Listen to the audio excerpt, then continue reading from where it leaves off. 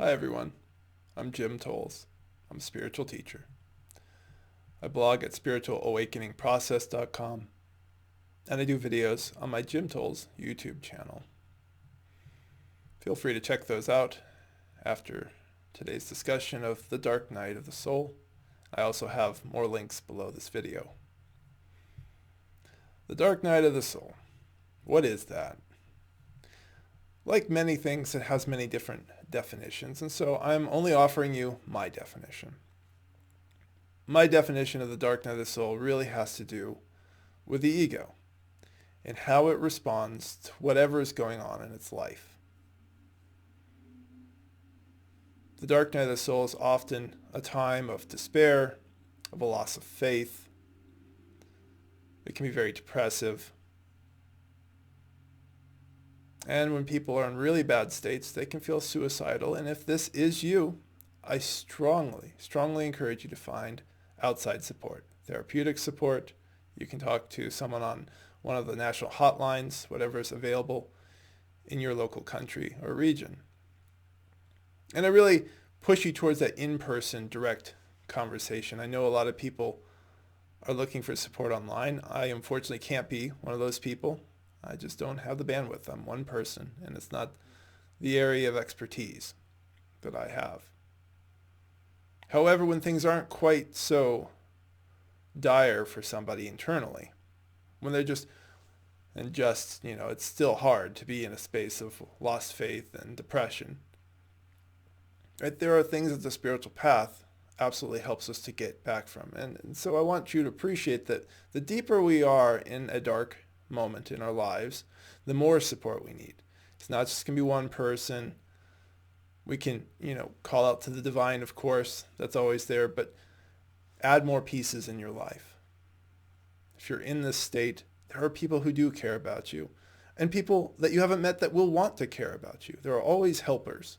This is a line I've recently read from a biography about Fred Rogers of the famed Mr. Rogers' Neighborhood. And he always talks about look for the helpers. Well, if you're in this dark space, the helpers are there. Have the courage to look for them. Now, the dark night of the soul, particularly in reference to times after awakening energy, often indicates that the person was not ready for their energy to be awakened. I recently did a video about inappropriately awakening energy because this is a real problem that people get into things. And I think that awakening, because of the way some people talk about it, is a quick fix. Western culture is really, really fixated on quick fixes. That's a problem. If somebody has gotten into a dark night of the soul, it's not because they were taking care of themselves regularly. It's usually because of the opposite. They weren't taking care of their mind. Maybe they weren't taking care of their heart or their body. Now, obviously, sometimes these things happen when tragedy hits, like losing an arm or a leg, or no longer being able to do a vocation that you had your heart and soul set in. Right? This sense of like something's being taken is often a big part of a dark night of the soul, but it can also be not liking the things that are being given to us because there are a lot of hardships people can go into. This world can be legitimately difficult. And you don't have to blame yourself for the world being legitimately difficult. What we can and need to take responsibility for is how we perceive life and how we perceive ourselves.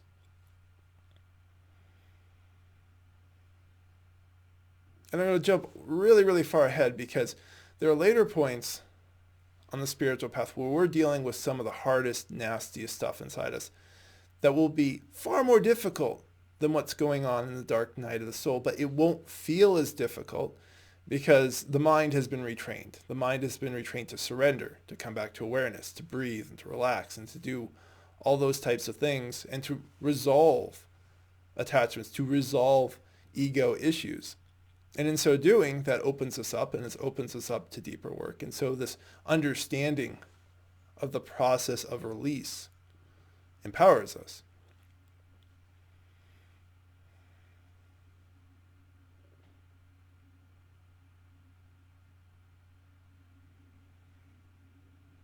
One of the things that I often offer to people whenever things feel difficult is to really focus on the present moment. Because a lot of times our ego is perceiving far worse things in our present moment than there actually are. Now, if this isn't true for you, if you're, let's say, a refugee, if somebody is being tortured, if, somebody is legitimately starving, right? These are actually real issues, but this is not usually what most Westerners who come to me are talking about for their dark night of the soul. They're talking about their boyfriend or girlfriend broke up with them. They're talking about losing a job. They talk about losing a home, which is serious in and of itself, to lose a space where you live and to lose that sense of security. It's a scale, so it's a gradation of different things that can arise externally. But once again, it's how the ego looks at it that's going to create things as a bigger problem than they are. Because a lot of times when we stop, let's go back to the breakup one, because this is a pretty common one for a lot of people because of how heavily it emphasizes that having a relationship is important. And so we come back and it's like, well, are you fed? Yes. Do you have air to breathe? Yes. Do you have water to drink? Yes. Let's say this person still has a home. It's like, well, I have that too. Are you safe? Yes. It's like when you start to go back to reality, to focus on the present moment reality, you start to realize, actually, things aren't so bad. Now, as I said, there are many types of situations that people have, but again and again, how we cope or how we break down is going to be a product of how we perceive it. And of course, if we perceive things badly, it starts to spiral us, right? Because we're telling our body we should feel sad. It's like, oh, I had this breakup. Oh, I should feel sad. And so down we go.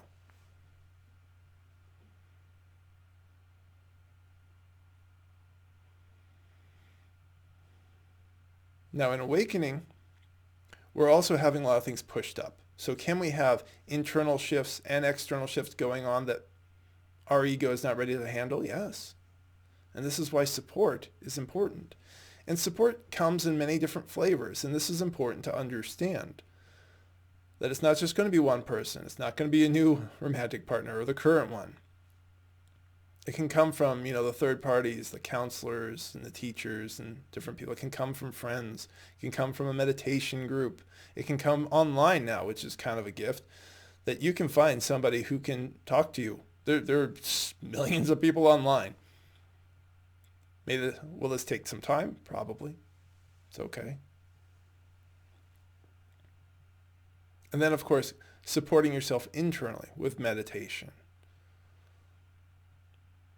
30 to 45 minutes of meditation become really important when we're in dark moments. The body needs time and the mind needs time to slow down, to practice observing the breath, observing thoughts as opposed to participating in thoughts. Because usually we get into the dark night of the soul because we've been participating with our thoughts too much.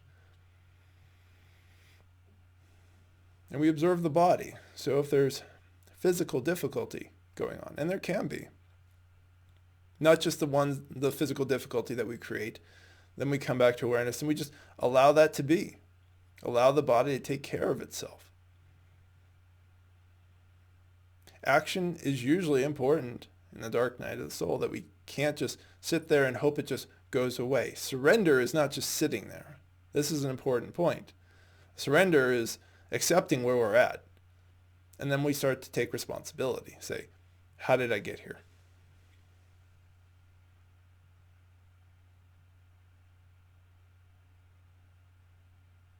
The ego can cause more trouble. Oh, God's turned its back on me. Life hates me. Everyone hates me, right? These types of things, just tell the body to feel worse. So the person feels worse. But in inner work, we start to turn our attention back and say, well, why are you saying this, ego?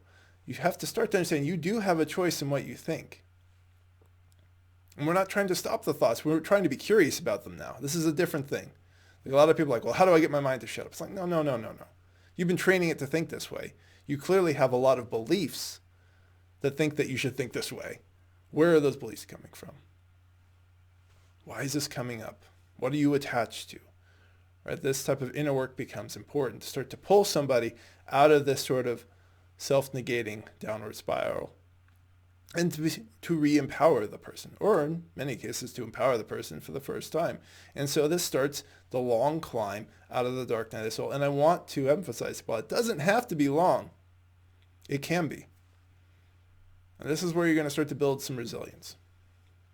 If you don't have it, you're going to be building it. And once again, this is why you want to have a support network, or to build one at the same time if you have to.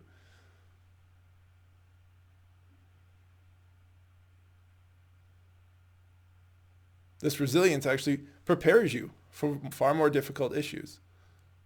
Because right now, the person isn't really getting rid of, let's say, a self-worth issue, a neglect issue, a scarcity fear issue. Those core issues are going to be there for a while. Whatever is going on is usually much more surface level. Surface level doesn't mean insignificant. Like, addiction is not insignificant. It's just the surface level. It's the result of all these other pieces underneath it. And so you develop your resilience in these moments. This is how we start to transmute the dark night. It starts to become something that's transformative, not destructive. The only thing that is being dissolved is the ego self, which does not exist. No one has ever seen an ego before.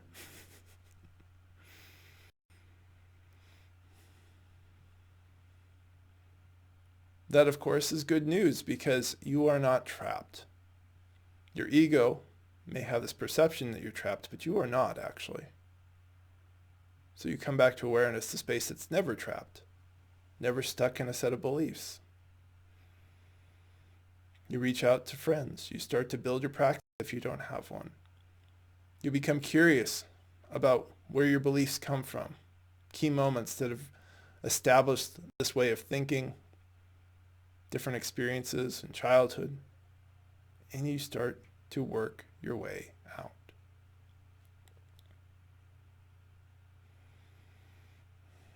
One thing the dark night is not waiting for life to get better.